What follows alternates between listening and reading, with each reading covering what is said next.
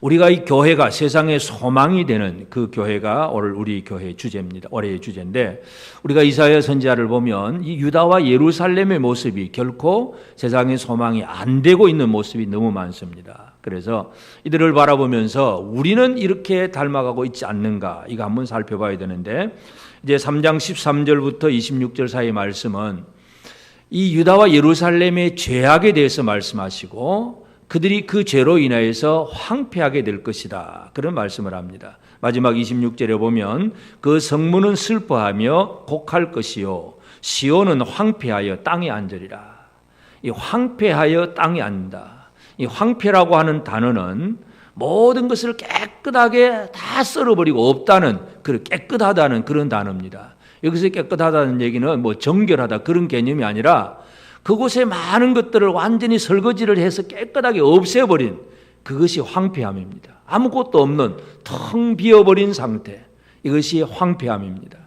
하나님께서 자기 백성들이라 할지라도, 유다와 예루살렘이라 할지라도 그들이 죄악으로 가득 찼을 때는 하나님이 그들을 깨끗하게 썰어버리신다는 그 무서운 말씀을 주고 있습니다. 그래서 이 하나님의 심판에 대한 말씀인데, 오늘 우리는 이사야 선지자를 통해서 주셨던 이 하나님의 심판에 대해서, 그러면 우리는 이 심판에 대해서 자유로운가 하는 문제, 하나님이 마지막 이 세상을 심판하실 때 우리는 어떻게 될 것인가, 이런 부분들을 우리가 한번 살펴봐야 되고, 참으로 이 유다와 예루살렘은 이렇게 살았지만 지금 오늘 이 시대의 우리는 이 세상을 심판하실 그 세상 앞에 교회가 어떤 모습으로 드러나야 되느냐, 이것이 이제 우리가 이 말씀을 통해서 살펴봐야 될 그러한 문제이기도 합니다. 여기 보면 유다의 많은 죄악들에 대해서 얘기를 하고 있는데, 이 유다의 죄악들이 지금 우리의 모습이 되면 안 된다는 얘기입니다. 이러한 것들이 세상의 모습일 수는 있습니다. 하나님을 모르는 사람들의 모습일 수는 있지만 교회가 이렇게 되어서는 안 된다는 거, 이걸 우리가 다시 한번 생각할 필요가 있습니다. 그래서 우리의 삶은 어떤 삶이 되어야 되느냐, 하나님의 심판을 당하는 삶이 아니라 하나님의 심판을 피해야 합니다. 그래서 우리는 황폐해진 교회가 아니라 뭔가 은혜가 가득한, 하나님의 은혜와 사랑이 충만한 그런 교회가 되는 것, 이것이 우리의 소망이고, 그래야 세상에게 소망을 줄 수 있습니다. 여러분은 은혜 충만하십니까? 황폐한 모습이 아니십니까?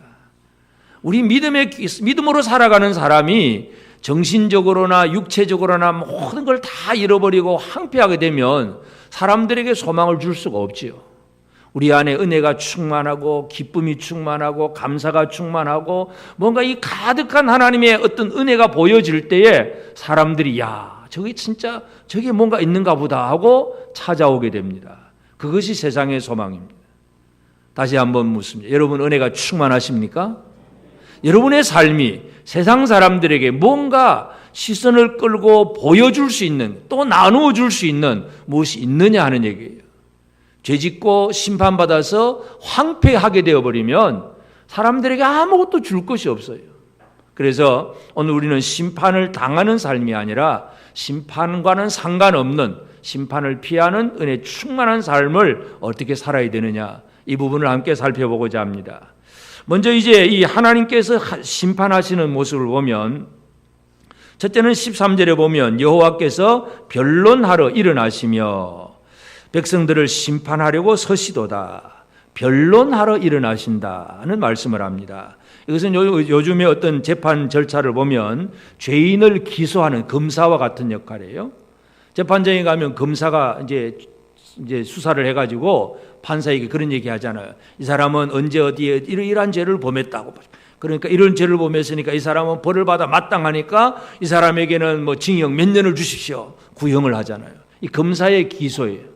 검사가 죄를 계속해서 드러내는 거예요. 이게 변론입니다. 변론. 그래서 이 변론이라고 하는 히브리어 단어는 리브라고 하는 단어인데, 이거 막 뒤흔든다는 거예요. 뒤흔들다. 말다툼하고 논쟁한다 하는 그런 의미를 가지고 있어요. 우리가 변론을 당하면 우리의 마음이 막 뒤흔들립니다. 아무 문제가 없으면 평안하잖아요. 그런데 누군가 여러분에게 네가 그렇지 않냐고 뭔가 우리 죄를 딱 드러내고 지적하면 우리 마음이 어떻게 되겠습니까? 뭔가 이 마음이 불안하기 시작하잖아요. 잘못한 게 있으니까. 그걸 숨기고 싶은 죄가 막 드러나면 이제 마음이 불안해지는 거예요. 이게 변론입니다. 여호와께서 변론하려고 서시도다. 변론한다는 얘기는 하나님은 자기 백성들의 죄악을 철저하게 파고 알고 계신다는 거예요. 이것을 호세아 선지자도 그런 얘기를 합니다. 호세아 4장 1절에 보면 이스라엘 자손들아 여호와의 말씀을 들으라. 여호와께서 이 땅 주민과 논쟁하시나니 이 땅에는 진실도 없고 인애도 없고 하나님을 아는 지식도 없고. 하나님이 하시는 것은 논쟁하세요. 자기 백성들과 논쟁하십니다. 여러분 어떻습니까? 하나님과의 논쟁 속에서 여러분은 자유로우십니까? 하나님이 논쟁하실 때 나 죄 없어요. 하나님 나 죄 없어요. 이렇게 말하실 수 있는 분이 누가 있으십니까? 여호와께서 변론하러 일어나시면 이 땅의 모든 사람들은 어떻게 해볼 도리가 없어요.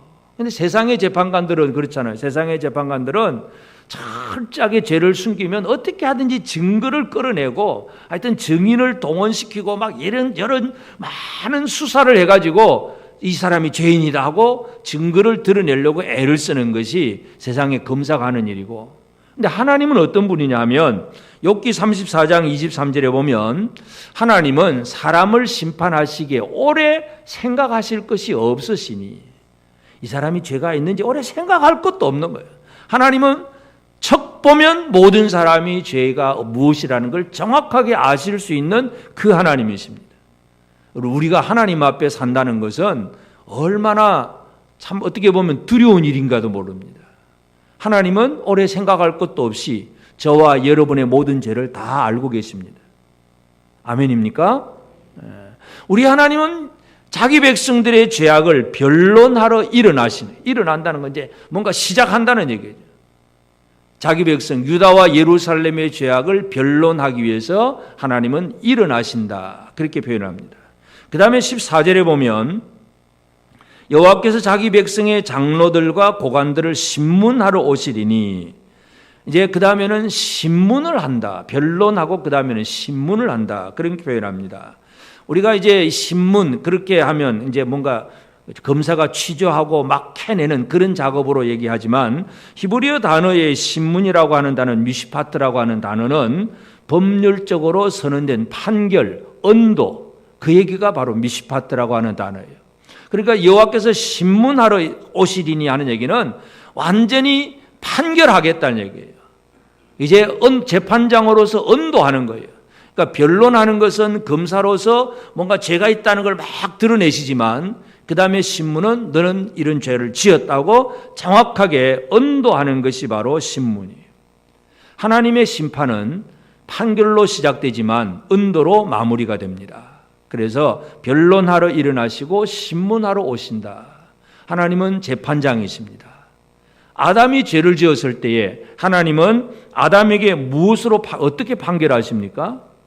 범죄한 아담에게 하나님이 판결하시는 것. 물론 뱀에게도 판결하고 여자에게도 판결하시지만 이 아담에게는 창세기 3장 19절에 보면 네가 흙으로 돌아갈 때까지 얼굴에 땀을 흘려야 먹을 것을 먹으리니 내가 그것에서 취함을 입었습니다. 너는 흙이니 흙으로 돌아갈 것이니라. 너는 흙이니 흙으로 돌아갈 것이니라. 이게 하나님의 선언이고 하나님의 판결이에요. 하나님은 사람들의 죄를 다 알고 계시고 마지막에 너는 어떻게 될 것이다 하고 분명하게 언도하시는 최종적인 판결, 이것이 바로 이 신문이라고 하는 단어의 의미입니다. 그래서 자기 백성들을 하나님께서는 변론하러 일어나시고 그들을 신문하시겠다, 그렇게 말씀을 하고 있습니다. 그것이 이제 13절, 14절, 15절의 내용이고, 그 다음에 이제 그렇게 신문을 한 다음에는 이제 판결을 했잖아요. 판결한 다음에 그 다음 할 일이 뭐겠어요? 죄인이니까 그 다음에는 이제 감옥에 넣든지 뭐 사형을 시키든지 뭔가 심판을 집행하는 일이 또 세 번째 단계예요. 이게 또 하나님께서 하신 일입니다. 그것이 이제 16절부터 마지막 23절까지 내용인데, 시온의 딸들이 교만하여 느림목 정을 통하는 눈으로 다니며 하면서 쭉 얘기하시면서 그들이 아름답게 꾸몄던 모든 것들을 얘기하면서 그 모든 것들을 제하시리니 다 없애버리겠다, 그 말씀이에요. 없애버리겠다는 얘기가 바로 하나님이 심판을 집행하는 거예요. 지금 이 유다와 예루살렘의 모습들을 보면 그들은 아름다움으로 열심히 꾸몄습니다. 그래서 아주 교만하고 정을 통하는 눈으로 다니며 이 음란한 것도 포함이 되어 있고 걸음걸이도 그냥 걷는것이 아니라 아주 유혹하는 눈으로 아기작거려 걸으며 발로는 쟁쟁한 소리를 내고, 그래서 하나님은 그 시온의 딸들 정수리에 딱지가 생기게 하시고 하체가 드러나게 하고 부끄럽게 만들어 놓고 그들이 장식했던 발목걸이, 머리에 망사, 반달 장식, 귀걸이, 발목걸이, 얼굴 가리개, 화관, 발목 사슬, 띠와 향압, 호신부, 반지, 코걸이, 예복, 겉옷, 목도리, 손주머니, 손거울, 세마포, 머리수건, 너울, 뭔가 이 아름답게 꾸며보려고 막 별별 장식을 다 한 거예요. 지금 유다를 지금 그렇게 여자로 지금 그렇게 비유해서 표현합니다. 그 모든 것들을 제하시리니 없애버리겠다. 이게 바로 하나님이 심판을 집행하는 거예요. 여러분, 세상 사람들은 그렇게 삽니다. 근데 문제는 하나님의 백성들이라고 하면서 하나님 앞에 관계가 올바르지도 못하면서 사람들에게 뭔가 아름답게 보이고 남들에게 인정받고 다른 사람들에게 뭔가 좀 나는 괜찮아 하고 드러내려고 하는, 이것이 얼마나 잘못되었느냐 그 얘기입니다. 하나님의 백성다운 삶을 살아가야 되는데 그냥 아름다움으로 꾸미고 음란한 행동을 하고, 이제 이것이 하나님의 백성들의 모습이에요. 이스라엘 왕 아합의 아내 이세벨, 이 이세벨 때문에 이스라엘에 바알을 섬기는 그런 종교가 들어오잖아요. 그 이세벨은 아주 예쁜 여자였겠죠. 예쁜 여자였으니까 늘 자기 남편이 죽었는데도 불구하고 그때까지 끝까지 하고 있는 게 얼굴 그리고 얼굴 화장하는 일 열심히 하고 있습니다. 열왕기하 9장 30절에 보면 여호와가 이스라엘에 오니 이세벨이 듣고 눈을 그리고 머리를 꾸미고 창에서 바라보다가, 자기 남편 죽이고 오는 예후라고 하는 사람이 온다는 소식 듣고도 도망갈 생각을 하지 않고 또 얼굴 화장을 하고 있는 거예요. 미인계를 써서 또 예후를 어떻게 유혹을 하든지 어떻게 해보려고 그렇게 생각했겠지요. 그런데 하나님의 심판은 그 이세벨은 죽게 될 것이고 그 시체는 개들이 먹을 것이다.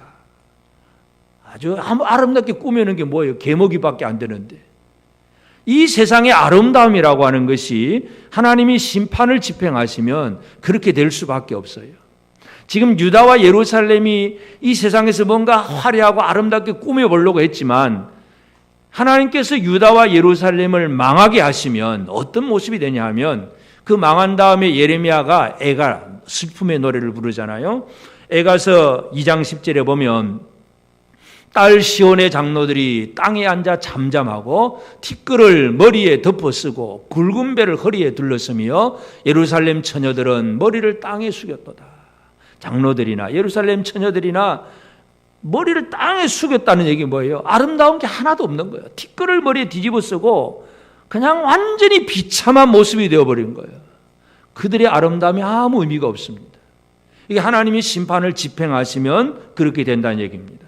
그래서 이사야 선지자가 이 본문 속에서 강조하는 건 하나님의 심판에 대해서 강조합니다. 하나님은 죄인의 죄악에 대해서 변론하시고 그리고 그것을 판결하는 신문을 하시고 마지막에는 집행하시는 하나님이세요. 자, 이게 하나님의 심판입니다. 여러분은 하나님의 심판에서 자유로우십니까? 심판받지 않을 자신이 있으십니까? 아멘? 아멘 못 하시는 거예요?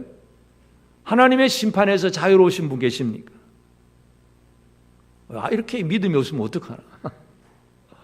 분명한 것은 하나님의 심판 앞에 모든 사람들은 죄인임을 고백할 수밖에 없고 하나님이 심판하시면 망할 수밖에 없지요.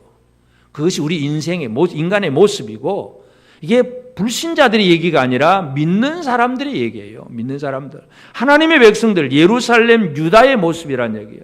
저 이방 사람들 얘기가 아니고, 여러분 이방인들도 그렇게 악한 죄를 지으면 잘못했다고 세상에서도 정죄받잖아요. 요즘 특별히 세계적으로 우리나라에도 또 계속 많이 강조되는 것이 미투. 나도 당했다 이거죠. 그동안 그냥 억울하게 당해도 그냥 어떻게 한마디도 못했는데 누군가 한마디 하니까 그렇다 나도 당했다고 이제 막 나서기 시작하니까 유력한 정치가도 그냥 국회의원도 다 떨어지고 없는 거예요. 근데 문제는 세상 사람들의 기준은 왜 네가 가진 힘을 가지고 약한 자를 억눌렀느냐 그 얘기만 하지 그 악한 일들의 더러움에 대해서는 얘기를 안 하는 거예요. 그냥 서로 눈이 맞아서 잘 지냈다 그러면 그거 가지고는 문제 삼지도 않아요. 세상 사람들의 기준은. 하여튼 세상 사람들은 지금 그렇습니다. 근데 교회가 그러면 되냐 이거죠. 교회가. 이제 이것이 오늘 우리가 생각해야 할 문제예요. 그러면 이제 우리는 이 신약시대 교회는 하나님의 심판과 어떤 관계 속에 있는가? 우리에게는 어떤 은혜가 있는가? 이거 살펴보려면 결국은 예수 그리스도가 아니면 이 심판의 문제가 해결될 수가 없다는 것을 우리가 기억을 해야 됩니다. 그러므로 우리가 믿는 예수님은 어떤 분이냐? 예수님이 하신 일의 첫 번째 하시는 일이 뭐냐 하면 우리가 하나님의 변론을 받아서 우리 죄가 막 드러나는 그 순간 예수님이 오히려 변론을 받는 자리에 서시는 것이 바로 예수님이 하시는 일이에요. 요한일서 2장 1절에 보면 나의 자녀들아 내가 이것을 너에게 쓰면 너희로 죄를 범하지 않게 하려 함이라. 만일 누가 죄를 범하여도 아버지 앞에서 우리에게 대언자가 있으니 곧 의로우신 예수 그리스도시라. 여러분에게는 대언자가 있으십니다. 믿으십니까? 대언자가 뭐예요? 여러분 죄를 진 사람이 이제 어떻게 말도 할 줄 모르고 뭐 자기를 변호를 못 하는데 아주 유능한 변호사가 있어가지고 뭔가 이 죄가 없다는 걸 막 증명해주고 막 논리적으로 하면 사람은 무죄 석방될 수도 있잖아요. 이 대언자라는 게 참 중요해요. 우리는 이 세상에 어떤 인간도 자기를 스스로 표현할 수 있는 사람은 아무도 없습니다. 하나님 앞에서 아버지 앞에서 우리에게 대언자가 있으니 그분이 누구입니까? 의로우신 예수 그리스도. 의로우신 예수님. 아무런 의미 없는 의로우신 예수님이 우리를 대신해서 말씀하신다. 대언자는 대신 말하는 분이다. 여러분은 여러분을 대신해서 말씀하시는 예수님만 붙들고 사십니까? 예수께서 내 죄가 아주 많지만 나를 대언해서 하나님 아버지 앞에 서 계신다는 거예요. 이게 우리를 향하신 주님의 놀라운 은총입니다. 이 은혜에 대한 확신을 가지게 되기를 바랍니다. 예수님은 우리가 하나님의 변론의 법정에 딱 서면 대신 나서서 말씀하시는 분이 바로 예수님이에요. 그래서 우리는 예수님 때문에 우리를 대언하시는 예수님 때문에 우리는 하나님 아버지 앞에 설 수가 있는 거예요. 하나님을 아버지라고 부를 수 있는 거 우리를 대신하신 말씀하신 예수님 때문에 그렇게 됩니다. 예수님은 우리의 대언자이십니다. 이것을 믿으시기 바랍니다. 그리고 아버지 앞에는 대언을 하시면서 또 우리에게는 예수님이 어떤 말씀을 주시느냐 하면 예수님이 이제 오셔서 주셨던 말씀 속에 요한복음 5장 22절에 보면 아버지께서 아무도 심판하지 아니하시고 심판을 다 아들에게 맡기셨으니 아버지는 심판하는 모든 권한을 아들에게 맡기셨다. 그러니까 예수님은 내가 이 땅에 왔는데 나는 아버지가 주신 심판의 권세를 가지고 왔다 이거예요. 권세. 예수님은 심판권을 가지고 오셨어요. 근데 22절에 그렇게 하고 바로 이어서 24절에 뭐라고 합니까? 내가 진실로 진실로 너에게 이르노니 내 말을 듣고 또 나 보내신 이를 믿는 자는 영생을 얻었고 심판에 이르지 아니하나니 사망에서 생명으로 옮겼느니라. 내가 심판자다. 그러면 심판을 아버지의 그 율법적인 관점에서 세상을 심판하면 어느 누구도 심판을 피할 수가 없어요. 근데 예수님은 한 가지 길을 열어주시잖아요. 어떤 길입니까? 내 말을 듣고 예수님 하신 말씀을 듣고 예수님을 보내신 아버지를 믿는 자는 영생이다. 심판에 이르지 아니할 것이다. 사망에서 생명으로 옮겼느니라. 예수님의 판결이에요. 여러분 예수님은 우리를 위해서 무엇을 판결해 주십니까? 예수를 믿는 자는 심판에 들지 아니하고 사망에서 생명으로 옮겼느니라 판결해 주시는 거예요. 여러분 이 판결을 받으셨습니까? 우리 속에는 많은 죄악이 있습니다. 근데 예수님이 우리에게 판결문을 하나 딱 써주는 거예요. 너는 구원, 너는 생명. 그러면 그 판결문 하나 받아들면 어디든 나가서든지 나는 죄 없다고 말할 수 있습니다. 여러분은 의인이십니까? 의인이십니까? 죄인이십니까? 옆 사람 한번 쳐다보세요. 의인이에요? 죄인이에요? 본질적으로는 다 죄인이에요. 그런데 예수 때문에 의롭다함을 받은 사람이에요. 판결문을 받은 거예요. 너는 믿는 자는, 예수를 믿는 자, 하나님 보내신 아버지를 믿는 자는 심판에 이르지 아니하나니 사망에서 생명으로 옮겼느니라 판결해 주시는 거예요. 이게 신문하시는 예수님, 이게 심판의 권세를 예수님은 그렇게 사용하신 거예요. 이 예수님 떠나서 우리가 어떻게 살겠어요? 예수 아니면 살 길이 없는 거예요. 예수 때문에 우리는 심판을 피할 수 있는 길을 얻게 됩니다. 이게 주의 놀라운 은혜죠. 그런데 이제 나머지 믿지 않는 자는 그럼 어떻게 될까요? 이건 자동으로 심판할 수밖에 없지요. 예수님은 심판하십니다. 그래서 마지막으로 예수님 하시는 것은 이 세상의 마지막 심판을 예수님이 집행을 하시는 거죠. 제일 첫 번째 아담이 범죄하고 나서 하나님 주신 말씀이 뱀의 후손, 여자의 후손 그 얘기를 하죠. 뱀의 후손이 여자의 후손의 발꿈치를 상하게 하고 그러면 여자의 후손은 뱀의 머리를 상하게 할 거다. 이게 첫 번째 하나님 주셨던 예언의 말씀이에요. 그것이 마지막 요한계시록에서 이루어집니다. 요한계시록 19장 11절에 보면 또 내가 하늘이 열린 것을 보니 보라 백마와 그것을 탄 자가 있으니 그 이름은 충신과 진실이라 그가 공의로 심판하여 싸우더라. 충신과 진실이라고 하는 이름을 가진 백마를 탄 예수 그리스도가 결국은 사탄과 더불어 싸워 이기는 것, 이게 바로 마지막 심판이고 심판의 완성이에요. 완전한 심판입니다. 그래서 이 세상은 모든 사람들이 사탄으로 인해서 지금 다 죄악 가운데 있어요. 그런데 예수님은 그 심판받을 사람들에게 나타나셔서 그 믿는 자들을 향하여 하나님께 대해서는 대언을 해주시고 그리고 믿는 우리에게는 판결문을 낭독해 주십니다. 판결문을 어떻게 낭독해 주십니까? 너는 사망에서 생명으로 옮겼느니라 하고 이렇게 얘기해 줍니다. 옆 사람에게 판결문 한번 읽어주시죠. 당신은 사망에서 생명으로 옮겨진 사람입니다.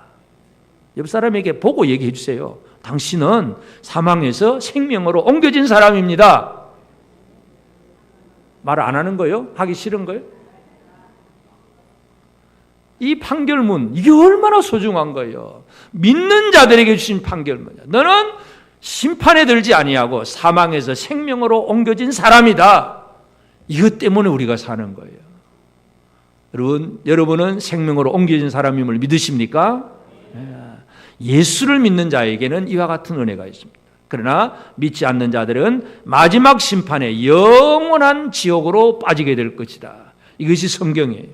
그래서 이제 우리는 예수 안에서 하나님의 심판을 피할 수 있는 길을 얻은 사람들입니다. 그렇다면 이제 나는 심판을 피했으니까 이제는 어떻게 살아가야 되느냐 문제죠. 어떻게 살겠습니까? 심판하고 상관없으니까 이제부터 그러면 오케이 내 마음대로 살 거야. 그래서는 안 된다는 얘기죠.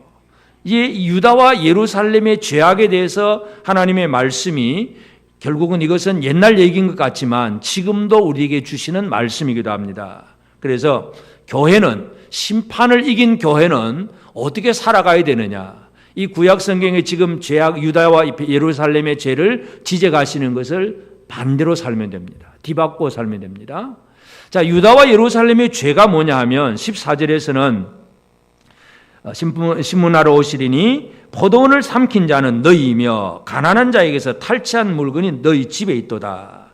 자, 백성의 장로들과 고관들, 힘 있는 자들 얘기요. 힘 있는 자들이 가난한 자들을 포도원을 삼키고 가난한 자의 집에서 물건을 탈취하고 그걸 자기 집에 갖다 두고 있어요. 백성을 짓밟으며 가난한 자의 얼굴에 맷돌질하고 이게 바로 제일 첫 번째 죄악이 뭐냐 하면 바로 힘이 있는 자가 힘없는 자를 억누르는 얘기예요. 요즘 이제 많이 등장하는 것이 바로 미투 문제가 바로 그 문제입니다. 갑질하는 거죠. 힘이 있는 뭐 정치적이든 어떤 권력이든 하여튼 정치 세계든 문화 예술 세계든 아니면 어떤 세계든 마찬가지예요. 하여튼 뭔가 위에 있는 힘 있는 자가 힘 없는 사람을 함부로 건드리는 것. 그것 때문에 억울하지만 어떻게 해볼 도리가 없어서 참을 수밖에 없는 그게 가난한 자의 아픔인데 하나님은 그걸 아시는 하나님이시죠. 그래서 제일 첫 번째 죄악은 뭐냐? 힘이 있는 자가 힘 없는 자를 억누르는 것. 그럼 우리 이제 교회는 어떻게 해야 될까요? 뒤집어 거꾸로 살아야 되죠. 거꾸로 사는 방식이 뭐예요? 힘이 있는 자가 힘이 없는 자를 섬기는 생활을 사는 것. 이게 교회가 할 일이죠. 그래야 세상의 소망이 됩니다. 오늘 우리는 왜 힘을 필요로 합니까? 하나님 능력 주시옵소서, 하나님 힘 주시옵소서. 왜 기도합니까? 큰 소리 한번 치려고? 평안하게 살려고 힘을 원하십니까? 힘은 섬기는 일에 쓰려고. 아멘. 하나님 우리에게 은혜 주시고 힘 주시면 연약한 자, 가난한 자를 섬기겠습니다. 이게 바로 오늘 우리 교회 모습이 되어져야 돼요. 그래야 세상의 소망이에요. 마태복음 25장 40절에 보면 임금이 대답하여 이르시되 내가 진실로 너희에게 이르노니 너희가 여기 내 형제 중에 지극히 작은 자 하나에게 한 것이 곧 내게 한 것이니라. 자, 내 형제, 예수님이 말씀할 때 내 형제 중에 지극히 작은 자. 여기서는 이 무조건 세상에 가난한 사람, 억울한 사람 그 얘기가 아니고 특별히 형제 중에, 예수님의 형제 중에, 믿음의 형제들 중에 연약한 자들을 향해서 그가 병들었을 때 돌아보았냐, 감옥에 갇혔을 때 돌아보았느냐, 헐벗고 목마를 때 먹을 것 주고 옷을 입혀 주었느냐, 그 연약한 형제들에게 한 것이 바로 내게 한 것이고 그렇게 안 하는 것이 내게 안 한 것이다. 예수님의 말씀이 마지막 판단이 그거 양과 염소의 판정을 하시는데 그럼 예수님이 원하신 게 뭐겠어요? 연약한 형제, 지극히 작은 자에게 내 형제 중에 지극히 작은 자를 향해서 그들이 아플 때 돌아보고 그들이 힘들 때 같이 힘이 되어주고 그들이 억울할 때 위로해주고 힘이 되어주었냐 이거예요. 여러분 그 일을 잘하고 계십니까? 아무도 아멘 안 하시면 어떻게 될까? 그 일을 잘하기를 원하십니까? 우리에게 왜 하나님이 힘을 주셔야 되냐 하면 잘 섬기도록 연약한 자들을 잘 돌아보고 섬기는 일을 하는 것. 이거 예수님께서 원하시는 일이에요. 우리가 신약 성경에 사도 바울이 고린도 교회 얘기하면 그냥 고린도 교회 하면 딱 들어오는 인상이 뭐예요? 문제 많은 교회, 뭔가 문제투성이 교회. 고린도전서를 읽어보면 그렇습니다. 그런데 그 고린도 교회를 향해서 이제 두 번째 편지 고린도 후서를 보면 고린도후서 9장 1절에 성도를 섬긴 일에 대하여는 내가 너에게 쓸 필요가 없나니 그런 얘기를 합니다. 고린도 교회가 이제 사도 바울의 첫 번째 편지를 받아들고 회개를 했거나 뭔가 새로워졌다고 봐야 되겠죠. 그래서 그들이 열심히 한 일이 뭐냐면 성도를 섬기는 일에 대해서 쓸 필요가 없다. 너무너무 잘한다 이거예요. 이게 칭찬입니다. 성도를 섬기는 일에는 더 이상 말할 필요가 없는 성도들이 되어지길 바랍니다. 옆 사람을 어떻게 잘 섬겨볼까요? 한번 쳐다보시고 어떻게 섬겨야 될까? 안마 한번 해주는 것도 섬김이 될 수도 있겠지만 평소에 이 연약한 형제를 어떻게 섬겨갈 것인가? 하나님 앞에 우리가 가진 힘을 가지고 섬김의 생활을 살아가는 것이 심판을 이긴 자의 삶입니다. 우리 주변에는 형제 중에 연약한 자들이 참으로 많습니다. 그들을 향한 관심, 기도, 실제적인 도움 이런 것들이 우리의 삶 속에서 드러나야 합니다. 옆 사람을 향해서 한번 고백합시다. 내가 당신을 잘 섬기겠습니다. 하나님이 원하시는 이 모습, 이게 우리의 모습이 되어져야 됩니다. 두 번째로 이제 이 심판의 황폐함을 벗어난 교회가 살아가야 될 것은 지금 이 유다와 예루살렘의 첫 번째 죄는 힘 있는 자들이 힘 없는 자를 억누르는 것이고 그 다음에는 16절에 시온의 딸들이 교만하여 시온의 딸들 모든 이제 그 유다와 예루살렘 백성들 일반 백성들의 삶의 얘기입니다. 이들이 느린 목 정을 통하는 눈 아기작거려 걸음꾸며 발로는 쟁쟁한 소리를 낸다. 결국 이들은 아름다움을 추구하는데 육신적인 외모 육신 겉모습의 아름다움을 추구한 거예요. 이게 하나님 보시기에는 또 죄악이었습니다. 그래서 하나님은 그들의 아름다움을 다 없애버리겠다고 분명하게 경고하고 있습니다. 그러면 이제 교회는 어떤 아름다움을 추구해야 될까요? 물론 우리가 외모를 아름답게 꾸몄다고 해서 그게 나쁜 건 아니겠지만 외모만 믿고 사는 거, 이게 문제예요. 우리가 하나님 앞에 그냥 내적인 것만 한다 그래서 그냥 외부에는 세수도 안 하고 막 눈곱 그대로 껴 있는 대로 예배드리러 나왔다. 그러면 그것도 좀 하나님하고 마음이 없는 거라고 마찬가지죠. 뭔가 보다 정성스럽게 하려고 애를 쓰잖아요. 예배 시간에 안 늦으려고 애를 쓰고 어떻게 하든지 하나님 앞에 좀 이 깨끗한 모습으로 보여지려고 하는 거, 그건 당연한 거죠. 그런데 그게 아니라 외모만 꾸미느라고 진짜 내적인 아름다움을 잃어버린 교회가 되면 이게 큰 문제예요. 사도 베드로가 그런 얘기를 합니다. 베드로전서 3장 3절 4절 보면 너희의 단장은 머리를 꾸미고 금을 차고 아름다운 옷을 입는 외모로 하지 말고 오직 마음에 숨은 사람을 온유하고 안정한 심령에 썩지 아니할 것으로 하라. 이는 하나님 앞에 값진 것이니라. 하나님 앞에 값진 것이 뭐라고요? 온유하고 안정한 심령에 썩지 아니하는 것. 안정하다는 얘기는 흔들림이 없고 두려움이 없다는 얘기예요. 믿음으로 준비된 사람, 그 얘기예요. 내적인 아름다움은 하나님 앞에서 온유 겸손하고 그리고 모든 상황 속에서 흔들리지 아니하는 담대한 생활을 살아가는 것. 그것이 내적인 아름다움입니다. 옆 사람을 향해서 한번 격려합시다. 당신은 하나님 보시기에 아름답습니다. 물론 얼굴 겉모습이 예쁘도 좋지요. 근데 그것만 가지고 있으면 그것이 교만으로 나타나면 죄악이 되는 것이고, 진짜 중요한 것은 내면의 아름다움, 영적인 아름다움이에요. 그래서 겉모습, 외모로 꾸미지 말고 진짜 우리가 꾸며야 될 것은 바로 아름다움, 내적인 아름다움이에요. 이렇게 될 때에 내적인 아름다움의 사람은 교만해지지도 아니하고 헛된 영광을 구하지도 않게 됩니다. 그러나 외모를 꾸미려고만 애를 쓰는 사람은 조금 이제 좀 아름답다 싶으면 어시되고 교만해지고 헛된 영광을 구하고, 이게 바로 유다와 예루살렘의 이야기였어요. 한국 교회가 외모만 꾸미고 있으면 어떻게 되겠습니까? 교회 예배당이 우리는 크고 멋있는 건물이다. 아니면 우리는 교인 수가 몇 명이다. 아니면 또 우리는 재정이 얼마만큼 넉넉하다. 이것만 가지고 자랑하고 있으면, 속에 복음은 없는데 외모만 꾸미고 있으면 그건 하나님이 싫어버리시는 그런 교회가 되는 거예요. 속에 복음이 있느냐, 진짜 하나님의 말씀이 있느냐 없느냐, 이게 가장 핵심이에요. 겉으로 꾸미는 거, 그건 우리가 대충 하나님 앞에 최소한도로 우리가 해 나갈 수 있는 일이지만 외모는 결코 우리의 목적이 아닙니다. 내적인 아름다움, 이것이 바로 오늘 우리의 모습이 되어져야 됩니다. 옆 사람에게 한 번 더 격려합시다. 당신은 참 아름답습니다. 하나님 보시기에 아름다운 거예요. 이제 이 말 듣고 착각하지 마시기를 바랍니다. 얼굴은 좀 못나도 괜찮아요. 하나님 작품인데 어때? 이 세상에 뜯어고치려고 하지 말고 그냥 우리는 생긴 그대로 삽니다. 그러나 내적인 아름다움, 이건 하나님이 인정하시는 그 아름다움이 되어야 됩니다.